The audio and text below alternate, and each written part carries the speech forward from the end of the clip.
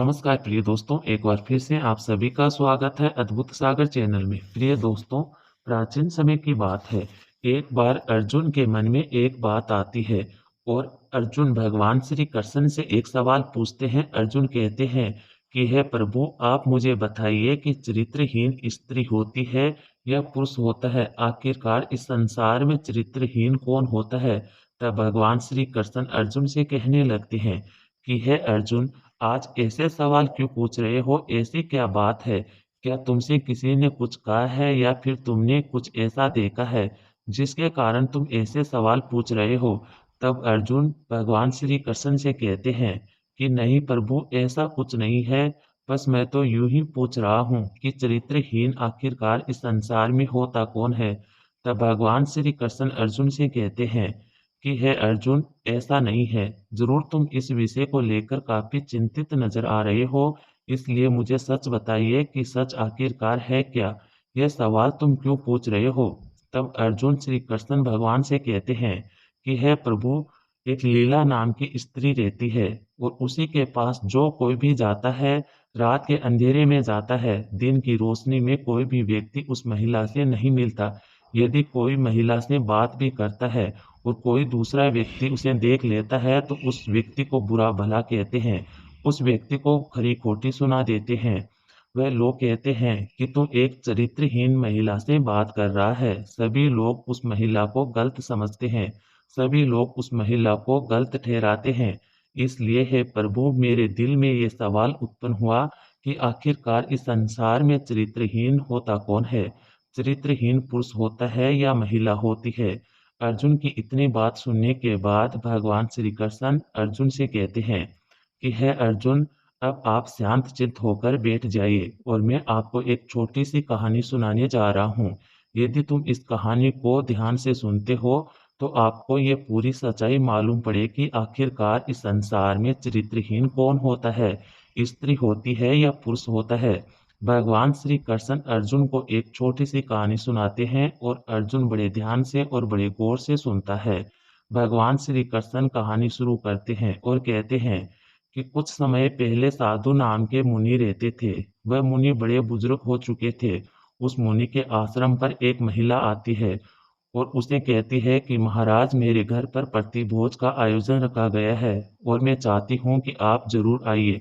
आपको मैं निमंत्रण देने आई हूँ। उस महिला की इतनी बात सुनने के बाद वह मुनि हाँ कर लेता है और कहता है कि पुत्री, आप प्रतिभोज के लिए मुझे अपने घर पर बुला रही हैं, तो मैं बिल्कुल ज़रूर आऊँगा।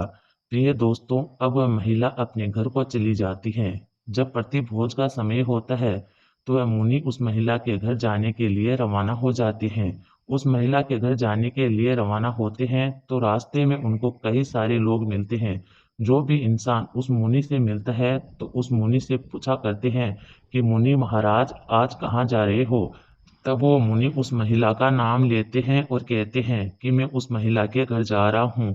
तब वह सभी लोग चौंक जाते हैं और मुनि महाराज से कहते हैं कि मुनि महाराज, वह महिला चरित्रहीन है, तो उसके घर मत जाओ, तुम्हारे दामन पर दाग लग जाएगा। जो भी लोग मुनि से मिलते तो सभी लोग यही बात कहते कि उस महिला के घर मत जाओ, वरना तुम्हारे दामन पर दाग लग जाएगा। इस कहानी को भगवान श्री कृष्ण अर्जुन से कह रहे हैं और अर्जुन बड़े ध्यान से और बड़े गौर से सुन रहे हैं। लेकिन वह साधु मुनि किसी की बात को नहीं सुनते हैं और वह उस महिला के घर जाते रहते, चलते रहते हैं। प्रिय दोस्तों, अंततः उस महिला के घर पहुंच जाते हैं। उस महिला के घर पहुंच जाते हैं। उस महिला के घर पहुंचते हैं तो वह महिला मुनि के लिए एक आसन बिछा देती है और आसन पर भोजन की थाली सजा देती है और कहती है कि मुनि महाराज आइए और आप भोजन ग्रहण कीजिए। अब जैसे ही वो मुनि भोजन की थाली पर बैठता है तभी कुछ गांव वाले लोग आ जाते हैं और गांव के कुछ मुखिया आ जाते हैं और गांव के बड़े-बड़े पंच पटेल आ जाते हैं। सभी लोग आकर के उस मुनि से कहने लग जाते हैं कि मुनि, तुम्हें लज्जा नहीं आती, तुम्हें शर्म नहीं आती कि तुम एक चरित्रहीन स्त्री के पास आए हो? क्या तुम्हें पता नहीं है कि ये स्त्री चरित्रहीन है? ये महिला हर किसी को अपने जाल में फंसा लेती है और गलत काम करती है। इसलिए हमें लगता है कि तुम कोई मुनि नहीं हो, तुम भी एक ढोंगी हो। इसलिए तुम इस महिला के घर आए हो। भोजन तो एक बहाना है, लेकिन तुम इस महिला के साथ गुलछड़े उड़ाने के लिए आए हो। अभी गांव वाले पंच पटेल गांव के मुखिया उसे इस तरह की बातें कहते हैं।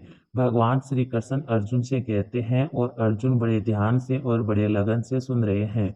भगवान श्री कृष्ण कहते हैं कि गांव वाले और गांव के मुखिया इस बात को मुनि से कहते हैं। मुनि भोजन की थाली से खड़े हो जाते हैं और भोजन की थाली से खड़े होकर गांव के प्रधान थे, जो बड़े मुखिया थे, उसी का हाथ जाकर पकड़ लेते हैं और हाथ को इतना कस के पकड़ते हैं और अपनी खांक के अंदर दबा लेते हैं। तब गांव का मुखिया मुनि से कहता है कि ये क्या कर रहे हो, मेरा हाथ क्यों दबा रहे हो, मेरे हाथ को छोड़ दीजिए। तब वह उस गांव के मुखिया से कहता है कि मुखिया जी, अब आप ताली बजाइए। जब मुखिया मुनि महाराज से कहता है कि मुनि, एक हाथ को तो आपने अपनी खांक के अंदर दबा रखा है, एक हाथ से भला किस तरीके से ताली बजेगी, क्या तुम मजाक कर रहे हो? तब वह मुनि मुखिया से कहते हैं कि मुखिया जी, जिस तरीके से एक हाथ से ताली नहीं बज सकती, उसी तरीके से कभी कोई स्त्री चरित्रहीन नहीं हो सकती। स्त्री को चरित्रहीन बनाने वाला एक चरित्रहीन पुरुष ही होता है, जो एक महिला को जबरदस्ती चरित्रहीन बना देता है। जब तक महिला और पुरुष दोनों की सहमति नहीं होती है, तब तक किसी की औकात नहीं है। नहीं तो किसी पुरुष की औकात होती है और न ही किसी स्त्री की औकात होती है, क्योंकि बगैर पुरुष के महिला कभी चरित्रहीन हो ही नहीं सकती।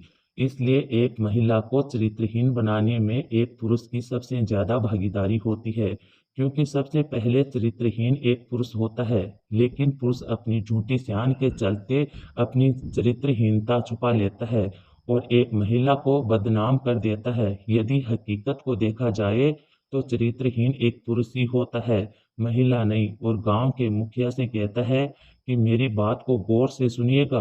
कामना का भाव स्त्री और पुरुष दोनों में होता है, लेकिन महिला अपनी कामनाओं को छुपा करके रखती है और एक पुरुष अपनी कामना के चलते किसी भी महिला के साथ जबरदस्ती कर सकता है। इसलिए चरित्रहीन पुरुष होता है, महिला नहीं।